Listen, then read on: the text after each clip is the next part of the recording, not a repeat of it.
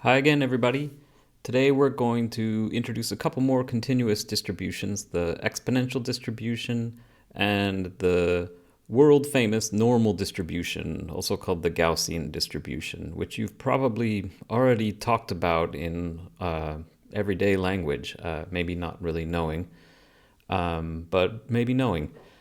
Anyways, we'll introduce that one today, and we'll also introduce the cumulative distribution function, both for the discrete random variable case and the continuous random variable case. All right, let's go.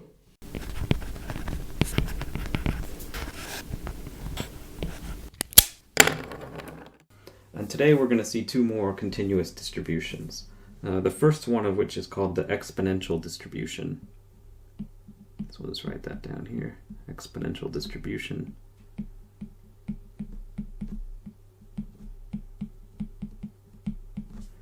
And this one, I'm not going to give a lot of motivation for it. You can see a little bit of motivation for it in the examples that they give in the book, in the notes. But I'm just going to go ahead and define it and start playing with it a little bit.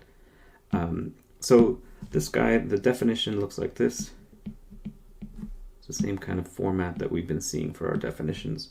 So we say that if you have a continuous random variable, and I noticed in the last lecture when I was looking back at my notes, I didn't actually name the variable in the definition. So I would say, now we want to say if you have a continuous random variable y, I should have been doing that in the last lecture. Sorry about that. It's the kind of thing where in a classroom someone would maybe pointed it out, but it's just me here. Anyway, so if you have a continuous random variable called y, and if it has an exponential distribution, which is the thing we're defining, so we'll highlight that, if it has the exponential distribution, and there's only one parameter in the exponential distribution, so I'll say with parameter lambda. You don't have to call these parameters by these symbols, but that's what I'm going to use. Lambda, so that's greater than 0 in the case of the exponential distribution. Then the following things are true. So first of all, the notation that we're going to use for it is y tilde capital E xp lambda. Now, I should pause here and point out a caution. This is a really unfortunate name for this or notation for indicating this distribution, because it looks like so let me show you. I mean, maybe you see it already, but here it's just a caution here. So caution with this notation, and I'm sticking with this notation not because I like it, but just it's kind of the standard. So you've probably seen e to the y first, just the ordinary e to the y. The notation that people use for that, sometimes when the argument y becomes kind of complicated, like has lots of stuff in it, fractions and square roots and stuff, and you don't want to try to squeeze it into the little tiny superscript there where I've got the y, people write that as exp y. And here, it's really unfortunate that we use this notation over here, because the only distinguishing feature between it and the notation that's over here, which is for something totally different, is that there's a capital E right here. And so it's kind of unfortunate. But I usually, when you see this though, it's kind of clear. You're not trying to write e to the y after that. So this kind of saves the day here, notation-wise. But just be aware of this. This, I think, is kind of an important thing to maybe kind of highlight over here. Just be aware of this notational thing. Yeah, just a sort of a warning.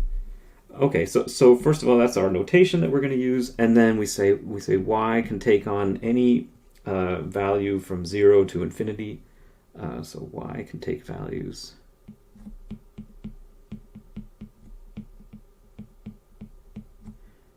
in the interval 0 to infinity, and it has the following PDF, which is kind of the main thing we're trying to get to here. And y has the PDF that looks like this. So we say f of y, this is going to be piecewise once again, but we're kind of going to stop using those shortly.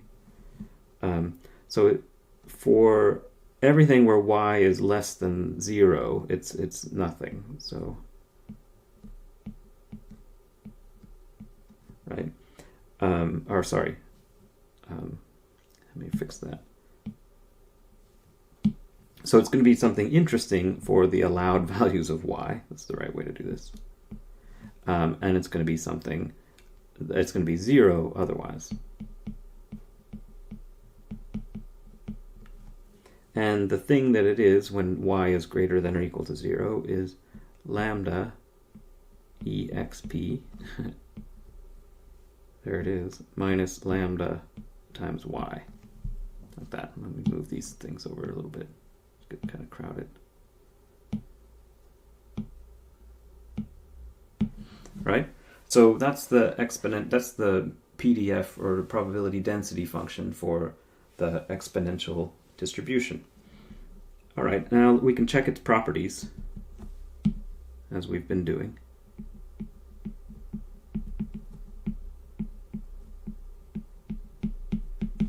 There's only the two, right, that we've been working on, the positivity. So this is f of y has to be greater than or equal to 0, and that's true. You can just look at it, see it. And then the other one is you have to do a little bit of work. And so the first one is positivity, and the second one is honesty. And so this one says you have to integrate. You should integrate over all values of y, but the PDF is 0 for everything where y is negative. So we're going to just integrate from 0 up to infinity, and then we'll put in a little f. So it's lambda e to the minus lambda y dy, right? And so you can do this integral. This is one we're all familiar with. Minus e to the minus lambda y. I think, did we actually check this one yesterday? I think this one might have been one of the ones we checked. I think it might have been. And so this is, let's put some space down here. So this is, so this is minus 0 and then minus 1, and so this is 1. So this checks. So it's honest and positive. So all the properties are obeyed. Now, there's sort of a cool property of this thing, which we've seen once before, but we saw it in the case of discrete random variables. So I'm going to just point. So in the notes, you'll see a little example that's done here, and I'm going to skip that because I want to kind of point out this cool property to you. But you should read that example and understand it. So I want you to notice.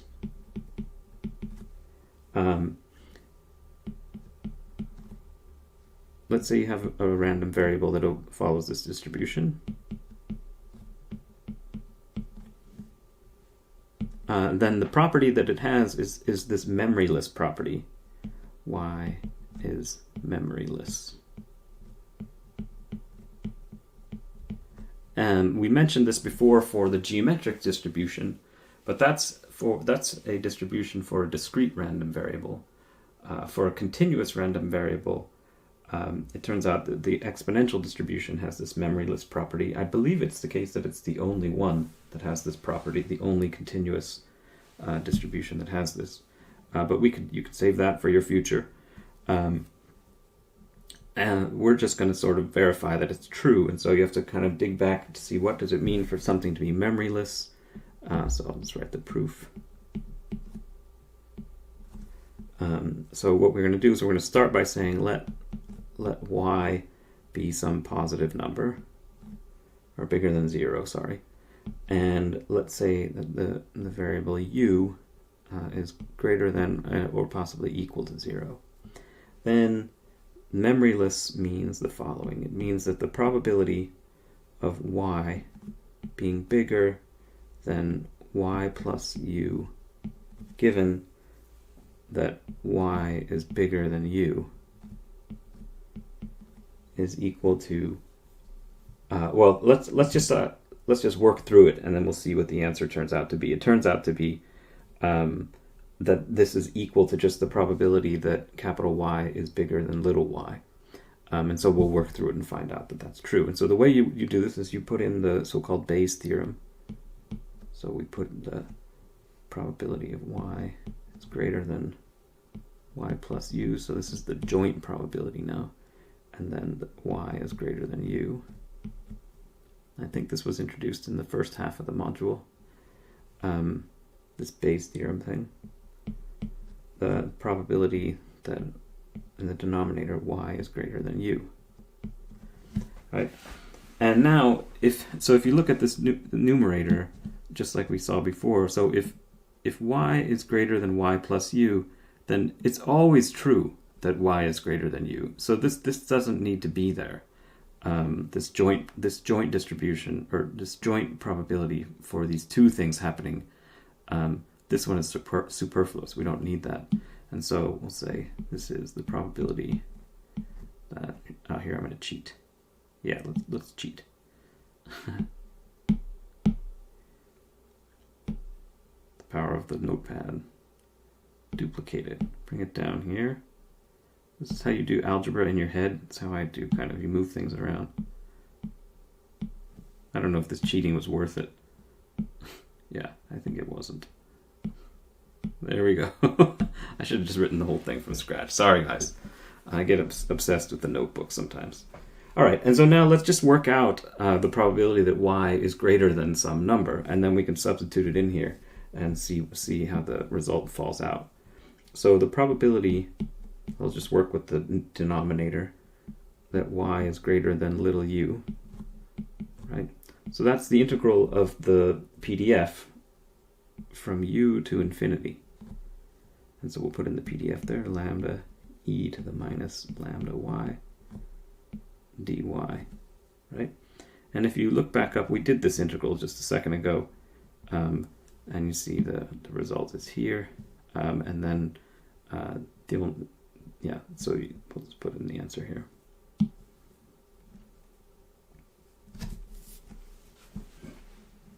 Did we do it? Yeah, we did do this integral, sorry. I got a little mixed up on the lambdas there. So this is e to the minus lambda u. Right? That's when I put in the boundaries and do that. So okay, if that's true, now this is going to be worth cheating. I'm going to take this guy, we'll bring this down here, and we'll substitute in this result. Right? So this is going to be equal to, the numerator is going to be e to the minus lambda y plus u, and the denominator is e to the minus lambda u. So when you put those things together, let's make a new line. You get e to the minus lambda y.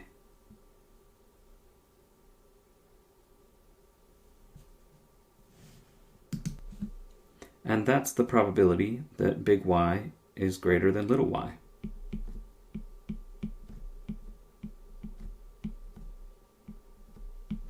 Right?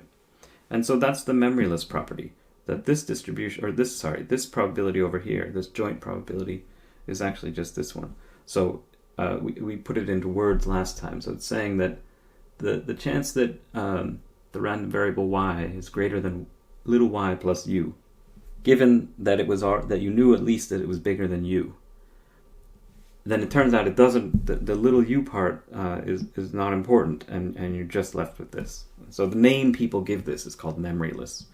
But yeah, so I just wanted to show you that property. It's a pretty important property for this guy, and this was a real proof. I don't know. You can put that there if you're into those squares. All right. So we'll move on to our next distribution here. This is probably the most famous continuous distribution of them all.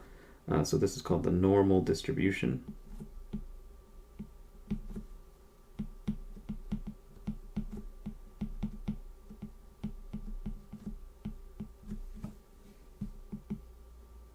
It actually goes by a couple of different names. Normal, I feel like maybe if you're a math or statistics person, that's probably the name you go with.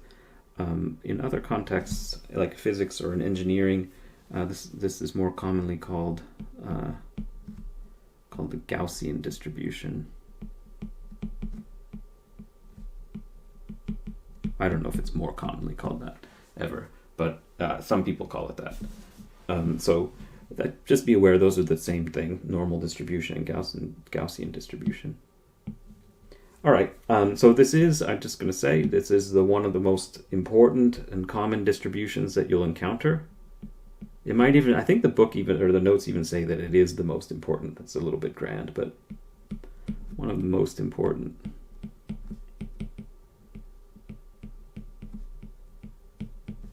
Or common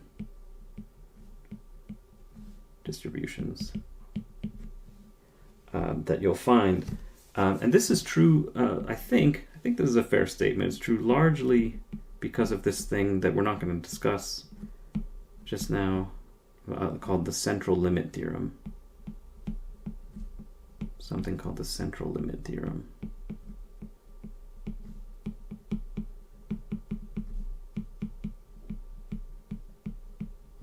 And the thing is, there are a lot of different processes or random variables that one can come up with that under a whole lot of very broad circumstances, it turns out must turn into the normal distribution. And there are nice proofs for this. And so this is why this thing is so common. So it's used really, really heavily. So it's used for, I'll just name a few things, but it's used just a ton. So it's used for modeling errors.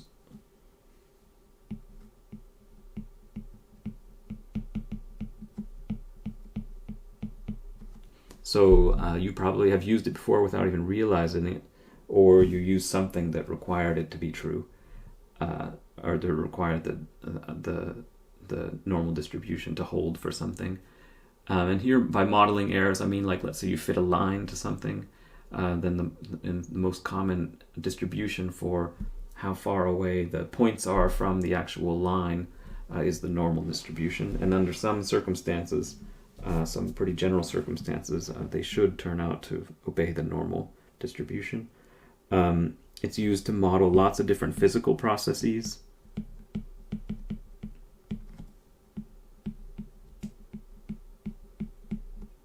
So my PhD, for example, big part of it was spent talking about how to handle some circumstance in astrophysics where something wasn't following the normal distribution, which creates lots of mathematical mayhem, and we tried to figure out how to deal with it, and it was kind of fun. So lots of physical processes. The place where you probably encountered it most, actually, is probably for grades. It's used to model distributions of grades in classes. So it's used for all kinds of stuff. I mean, this is really just the tip of the iceberg here. It's just used for tons and tons of things. So it's really important. Okay. So let's just get right down to its definition. Oops. So the definition. And so we'll use the same kind of format. So we'll say if a continuous random variable, and we'll go with the letter y again, has a normal distribution,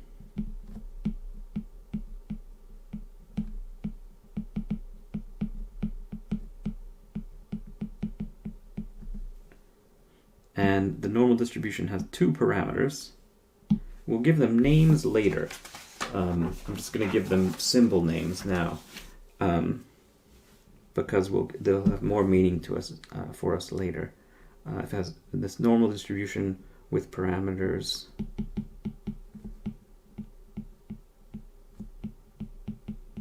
So there's two of them. One is mu, lowercase mu, which is a real number,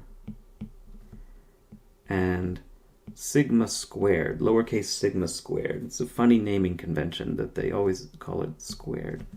And that has to be greater than 0. It can't be 0. Then, actually, it can be 0 in some funny way. Anyways, it's not allowed to be 0 here.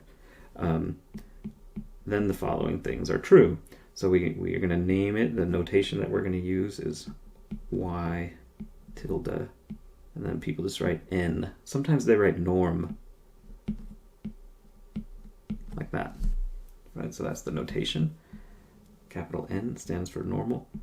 And we say y can take on any real values.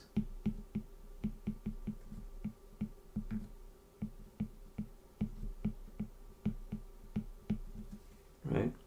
And here comes the PDF. Oops. And y has the PDF.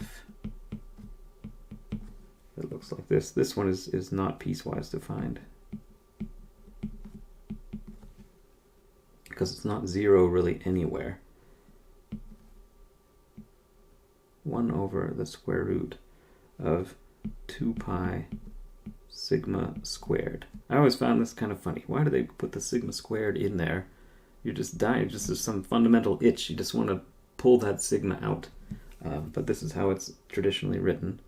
And then we'll use this exp notation because there's a lot that goes in this exponent. Minus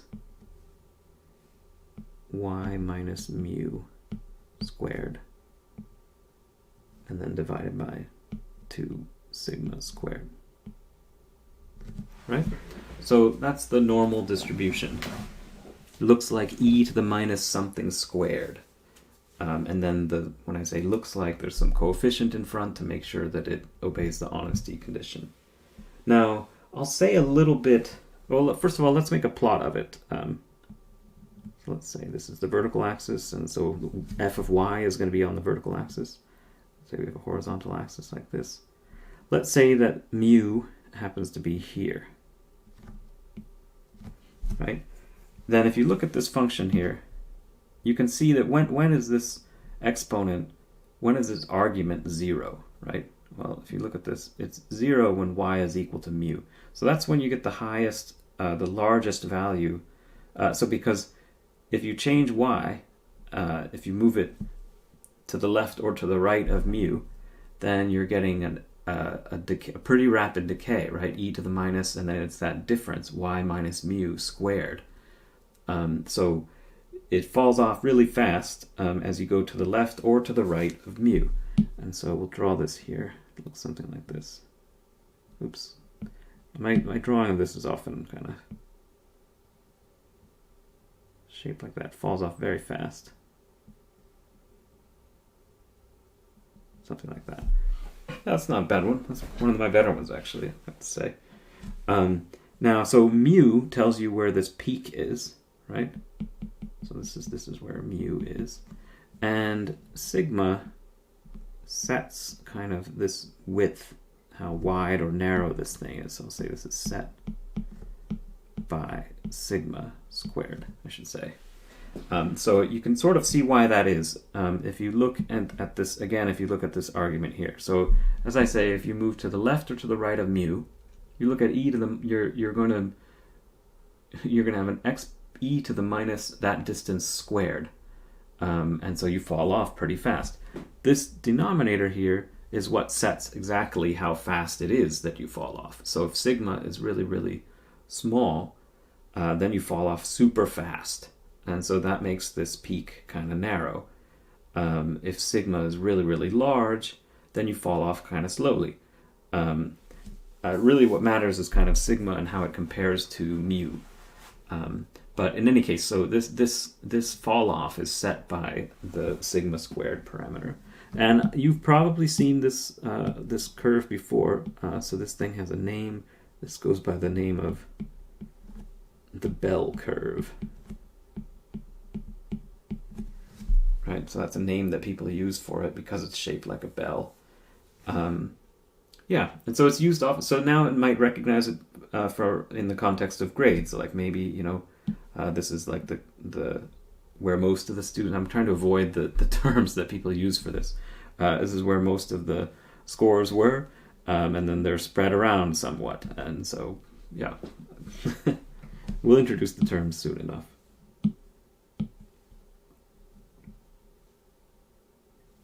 This is another advantage of teaching from home. If I was teaching in a classroom, 12 of you would have yelled it out by now. but I can keep it hidden, the name for these things.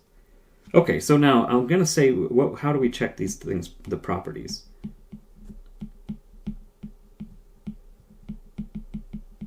So first of all, as has been the case so far, the positivity condition is really easy to check.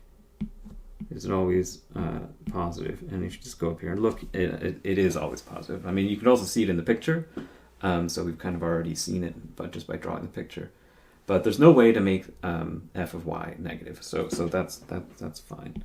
The other property, the normalization, or the so-called honesty condition.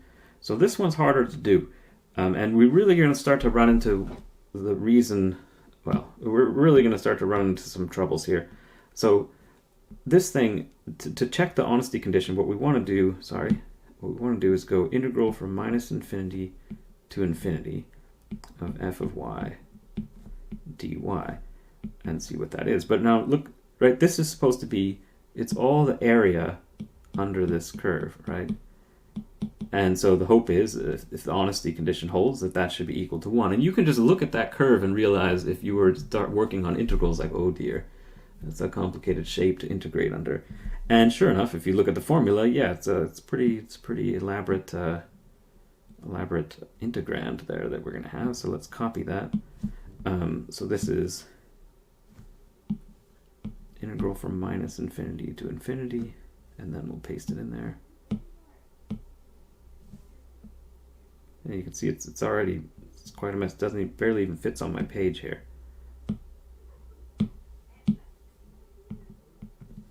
Right?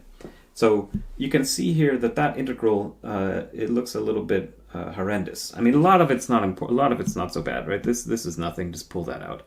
And then this difference here, you can make a u substitution, and so it's not y minus mu, but it's just some u is there. So what you really have here is something that's like integral of e to the minus y squared dy.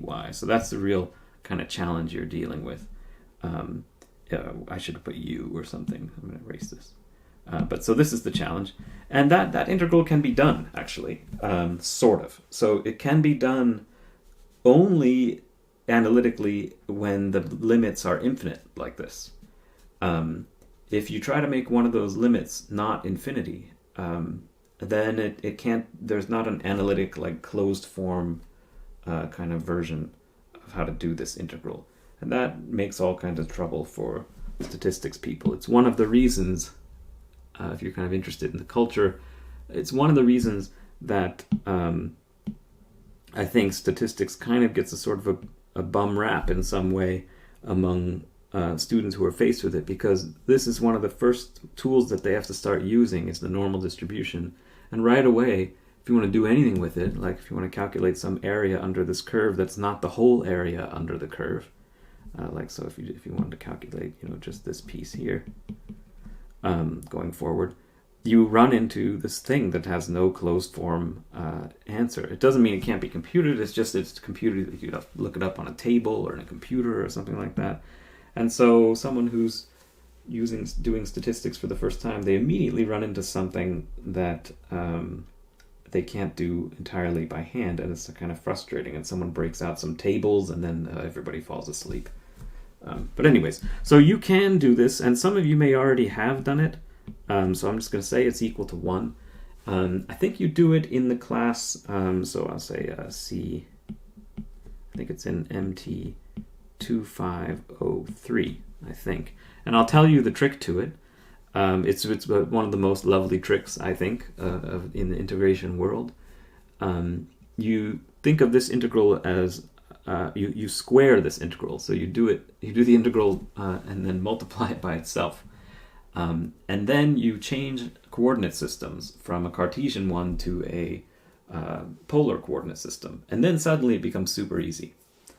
So yeah, I'm going to leave it. I'm going to just leave it for that. You can try it in another module, that integral. All right, so now some key pieces to explain. So note. So first of all, it's important to see that f is symmetric about mu. right? And I'm going to go back up here. And you can see it in my drawing, but what does that tell you, right? I just drew that thing. So what you want to see is the only variation in f comes from this numerator here, and it's y minus mu squared, right? So it wouldn't have made any difference if I wrote that numerator as mu minus y. That doesn't change the function at all. So this thing is completely symmetric. This side of the curve looks exactly like this side of the curve, but it's mirror image. So it's symmetric about mu. Right, so that's an important feature of this thing.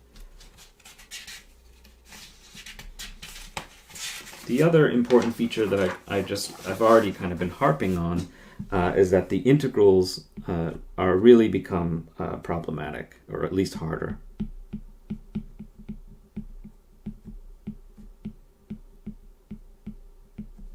Integrals become difficult fast.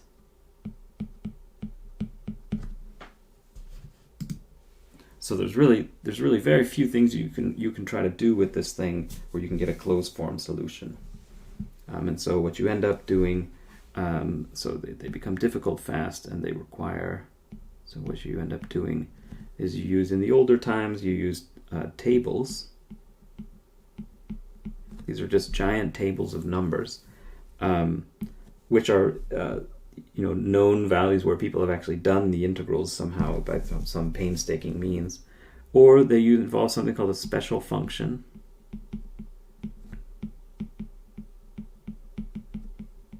which in this case is just a name for the integral that they can't do, or they use computers and numerical methods. Really, it's really that, to be honest, this is really what's done. Sometimes you'd use this to make the tables, right? And the special function in this case is actually just a name for the thing that you can't do. And then somebody tabulates a bunch of values of it. So it's really kind of, maybe I should have written special functions in there. All right, now there's a special case that comes up a lot. This is called the standard normal distribution.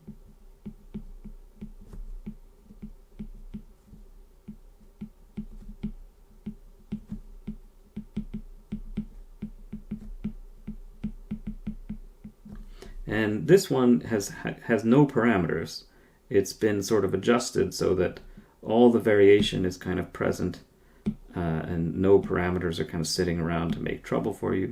And so I'll just write out what this thing is. So the standard normal is the following. Oh, sorry.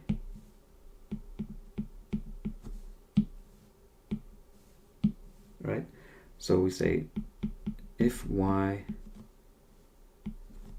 obeys normal distribution with mu equals 0 and sigma squared equals 1, then we call this the standard normal.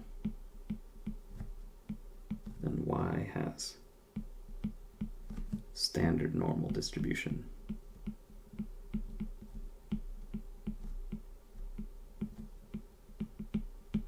So that's just the name for that. If mu is 0 and if sigma squared is 1, so let's go back up to this picture. Can I? No, I don't want to do it. I'm not going to move everything. I could kind of move it. I'll put it back. Right, so if this thing is shifted over here like that, right, so mu is 0, then this thing is halfway to being standard normal. The other way, the other thing that you have to do, I don't have a tool for doing this on my, do I? I don't think I have a tool for doing this on my little notepad. But the other thing you want to do is kind of squeeze or pinch that curve to make it so that the width is the width that you would get when sigma was 1. So you shift it over so that the peak is at 0, and then you either stretch or squeeze it so that you get the right shape for as if you had sigma being 1. And that's called the standard normal distribution. And that's what you really find a lot of tables for, actually, is the standard normal distribution, because you can always kind of convert what you're doing to it. And so let's talk about that. So I'm going to make a claim. Right, so the claim is the following. And we'll prove this later, but not today. And know, that's always frustrating. But so if, let's say you have y, and it's got some other normal distribution, so it's mu and some sigma squared, right? And then let's say you make some new variable, x, and it's given by a linear linear transformation of y. So it's little a times y plus little b, right? Where a and b are real numbers, right? So that's this new variable x. Then the following is true, and x is normally distributed with mu being replaced by a mu plus b, and sigma squared is replaced by a squared sigma squared. So, and then again, we'll prove this later. Proof later, around week 9. I think that's when we'll do that proof. And so why this is super helpful, right? So you have some normal distribution with a given value of mu and given value of sigma. You can just transform, you just multiply it and add something to it, and you get another normal distribution. You get another quantity that's normally distributed, but with a new value of mu and sigma. That can be whatever you want based on how you chose A and B, right? So that's the whole value of this. And so the kind of scheme here is that you're going to have some normally distributed random variable, and you transform it so you make it the standard normal. That's what we're going to kind of use. That's what we're going to do. All right, so let's try that. So do an example. And that's exactly what we're going to do. All right, so let's suppose that you have y, and it's normally distributed with mu and sigma squared. And let's make z, capital Z, equal to 1 over sigma, capital Y, minus mu over sigma. And so in other words, this is y minus mu over sigma. So that's the transformation I'm going to make.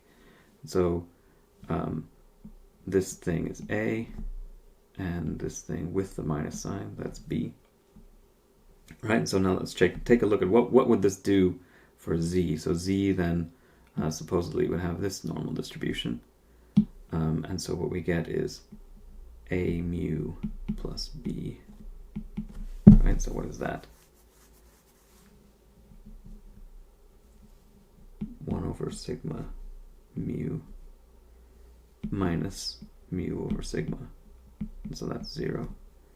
And then the width parameter, a squared sigma squared. That's sigma squared over sigma squared. So that's 1. Right? And so that means Z has the standard normal distribution. Right? So that's how you transform from an arbitrary normal distribution to the standard normal distribution. Okay, now let's try a little example here, a little kind of a numerical example. All right. And here we're going to actually perform some of these integrals by using a computer or looking up a table and so on. All right, now let's suppose you have, let's say you have y, and it's normally distributed, and we'll put in some numbers here. So let's say it's got mu, its mu parameter was 100, so that's where the peak is centered, and its width is set by the number 20. That's the sigma squared. I want you to find the probability that y is greater than or equal to 110. Right? Now, this is sort of easy. You go back up over here. Where's the big messy integral? I guess I can take it. Well, let's just write it again. I'm not sure why I always want to take things from above. Right, so the easiest way to do this, the most straightforward way, it's not the easiest way, but the most straightforward way is you say, oh, okay, here you go. The probability that y is greater than or equal to 110, that's the integral from 110 up to infinity, 1 over the square root of 2 pi sigma squared exp. You put in all this stuff, right?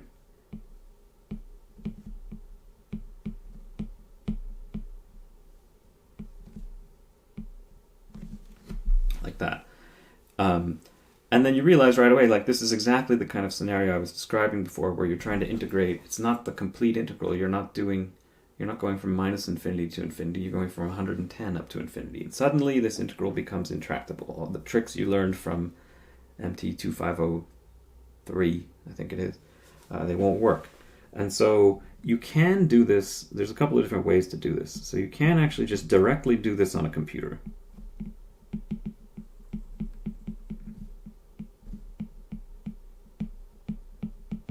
You can just go straight to the computer and tell it, I've got a normal distribution with mu is 100 and sigma squared is 20, and I want, so what you're trying to get here, right, so its peak is somewhere far out here over near 100, and you want to go from 110 and then out to infinity, and you want to find this area here, right? So that's something you can do.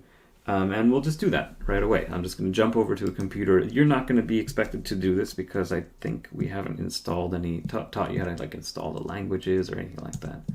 But I'm just going to show it to you. This I'm doing. So again, this bit with the computer, you're not expected to do this. It's not, how do you say, examinable. But let's just take a look at this anyway. So this is, I'm working in the computer language R. You can see that here, over here. That's the logo for R. And I'm going to use this command called pnorm here. Let's just look at the help file for it. It's going to tell you all kinds of stuff that you don't need to know, but you might be interested in. So this is all kinds of things to do with the normal distribution. It's actually not the most useful help file in a way. It's got too much in it, really. But you can see all sorts of interesting things. So this is looking kind of familiar, maybe. But anyway, so there's the help file. What it really does is it's going to integrate, so pnorm, I'm going to write it over here, and it does the following. So here's your normal distribution, like that, and what it does is it integrates from minus infinity up to wherever you tell it to stop here, and I think that's called Q. Now, if you look at the thing on the picture of what we're trying to work with, we're trying to work with this thing over here. We want to integrate from some value all the way forward. But that is somehow can be transformed into doing that because of this symmetry, right? So you need to find out where's the mean and how do I get, because Q is this parameter that the function is going to take, and how do I transform like this thing over to there? It's not anything you need to do. But you should be able to figure out if you wanted to. And so the distance, the place where Q should be, in this case, is 90. It's a fun test for yourself. See if you can make sense of that. The mean is 100. And here it doesn't take sigma squared. It takes sigma, so the square root of sigma squared. And then we'll just enter that. Right? And I'm going to write down in my notepad the answer. And then we'll go back over there, so you won't be able to see this because I'm writing it as from the screen here. Then we'll go back. Answer 0.01267. Is that enough to keep track of? I don't know. Let's keep one more. Okay, now we'll go back over to the other screen. That's all I want to do on this computer thing. And again, you're not expected to do this, but you could if you want. I just wanted you to see how it would be done if you wanted to poke around at that and see how you could do it. All right, so here we are.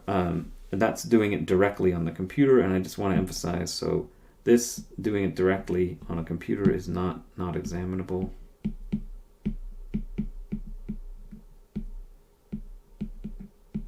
Right, not examinable doing it directly on a computer like that.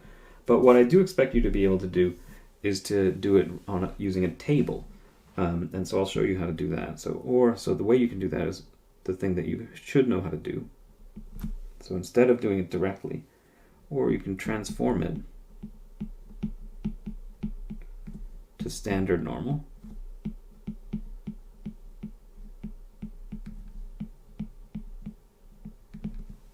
And there's all kinds of tables, there's all kinds of tabulated information for integrals under the standard normal distribution. And so how do you do the transform? You say, okay, z is going to be y minus, I'm looking at this formula over here, right? This thing here, y minus mu divided by sigma, right? So I go over here, y minus, and my parameters are here, they're up there, y minus 100 divided by, and sigma, is it sigma squared that's up there? Yeah, it looks like it is sigma, not sigma squared.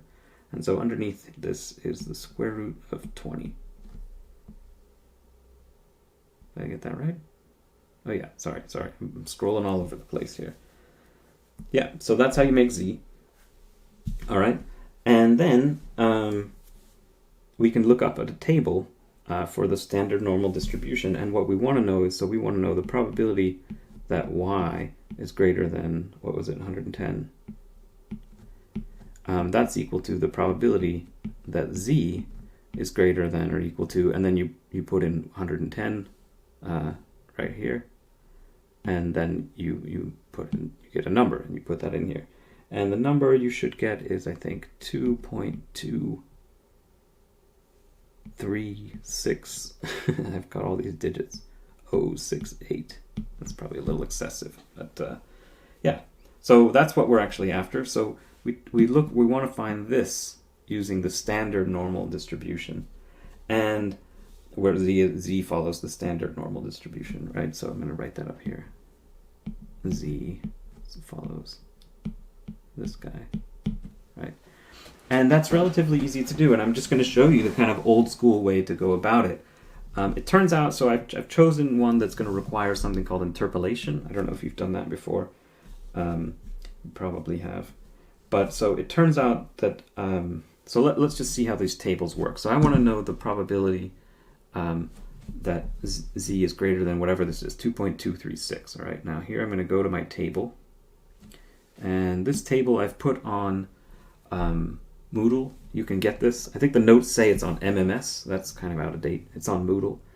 And what we're looking at here, this is a funny kind of an old school table. This is when computers were not readily available, and so someone with a computer or someone just crunching a bunch of numbers with like a calculator found these numbers and put them into a table and started selling them to people so that they didn't have to buy a computer.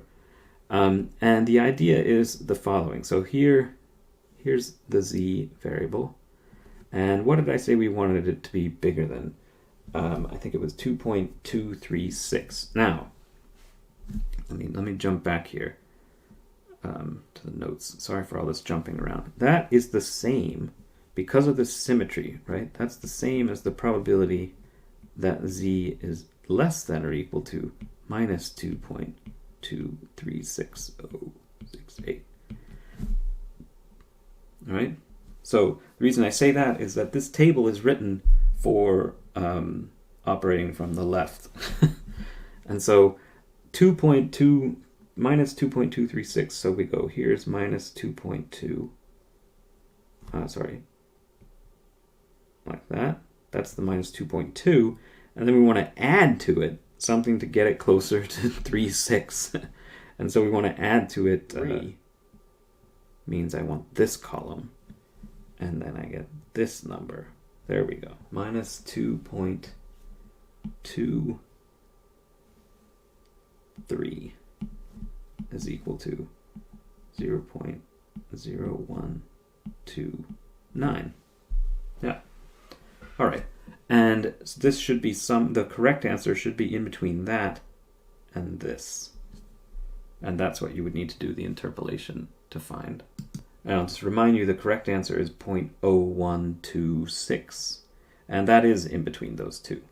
And so the interpolation the rules for how you do the interpolation, those are kind of sketched down here using some similar triangle thing. It's just, this is it right here. And again, this handout is up on the on Moodle right now, so you can look at it. And the way that you, so I'm going to go back into my notes over here. I'm just going to tell you the result you get when you do the interpolation. It's pretty mundane doing the interpolation. I probably already put you to sleep with the table. So I'm just going to tell you kind of how this goes. You end up doing the following. So I'm going to say interpolate.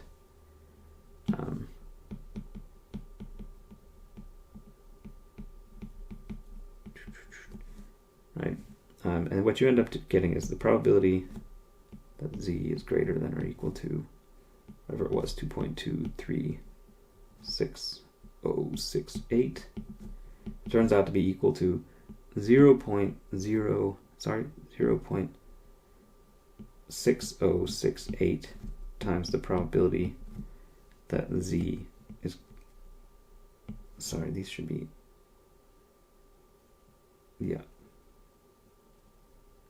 greater than 2.24 plus 1 minus that.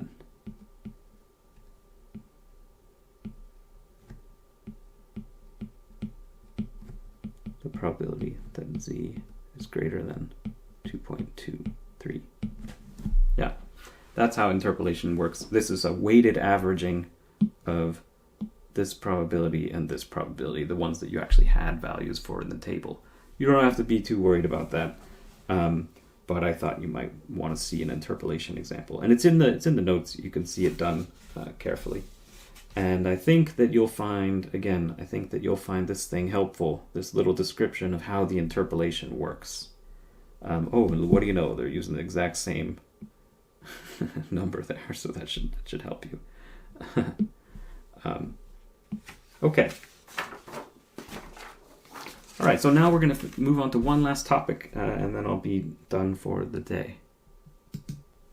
We're going to talk about the cumulative distribution function. So this is like a whole section in the notes.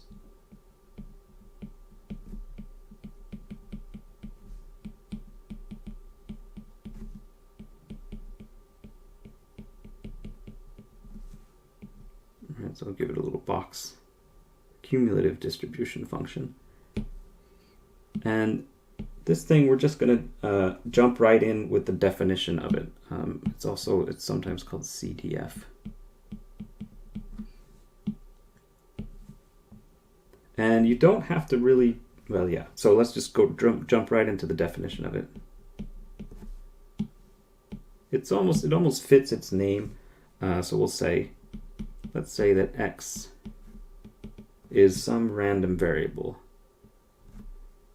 I'll write it out because it's not discrete or continuous. It could be either. All right, so an RV.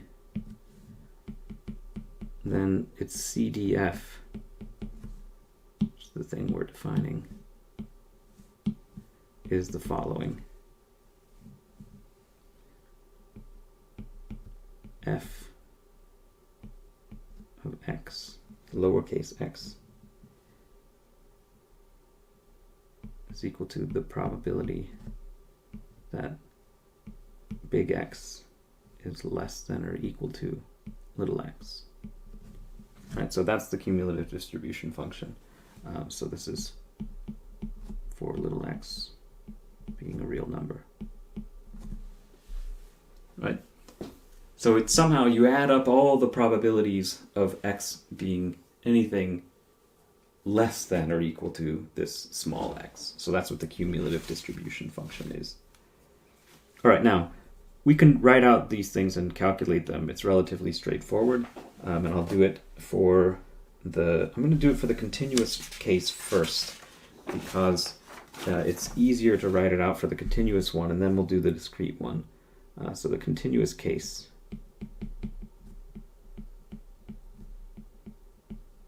That's a little bit easier. And so for this, we're going to say, okay, if y is a continuous random variable with probability density function little f of y, right? then what is this thing? The CDF, say CDF is, its CDF is this. Oops, whoa, what have I done? Sorry about that, guys. Sorry about that. This is the integral. Oh, here, let's make a new line.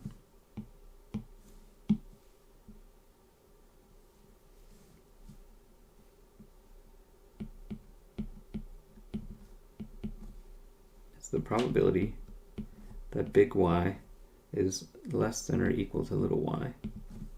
So it's one of these areas under the curve, and it goes from minus infinity to y.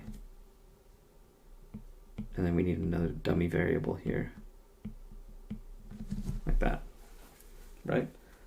So that's the cumulative distribution function. And you might, it's staring at you in the face, you might be noticing this, but this tells you that little f of y is equal to the derivative of big F by the fundamental theorem of calculus, right? And so I'm just going to put in the sort of an extra little caveat here, or kind of an interesting thing here. So notice, if you have, so let's make the usual kind of A and B interval, A and B in the real numbers. Whoa. And A is smaller than B, then you can say something about the probability of y being in between A and B using the cumulative distribution function.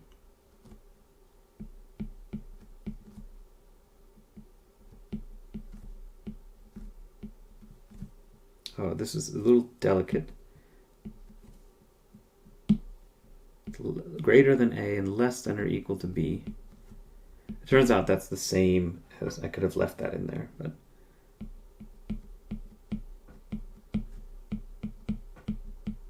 it looks like that. Now, look at that integral and think about how this works, right? So you integrate all the way up to B, that's f of B, and then you subtract off the integral from minus infinity up to A. That's f of A. And so that tells you the area underneath the curve in between A and B. So that's how this thing reads. All right, now let's look at the discrete case, the discrete random variable case. So this was the continuous case. So the discrete case.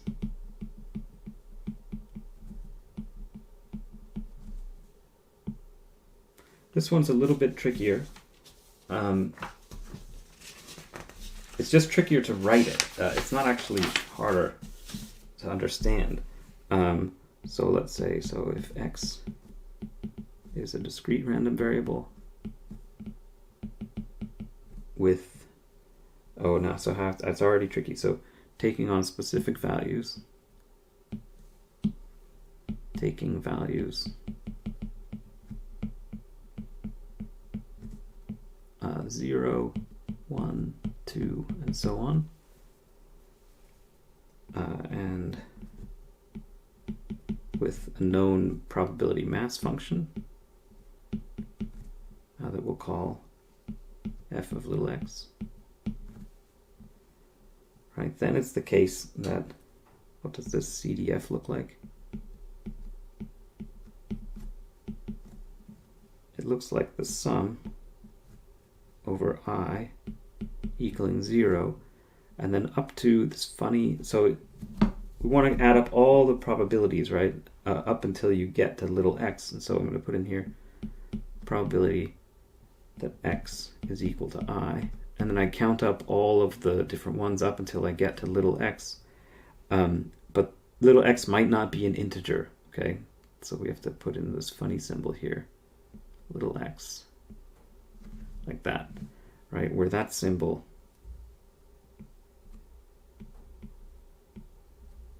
that means is the integer part of little x. Sometimes that's called the floor operator, or some ordinary people call it rounding down, right? And that is equal to the same sum. I won't write those things out again, but then that's just f of I.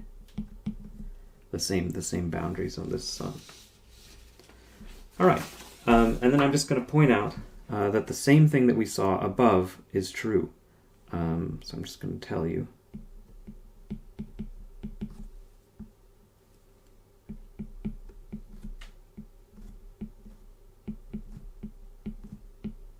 It's the same. It works the same as it did before.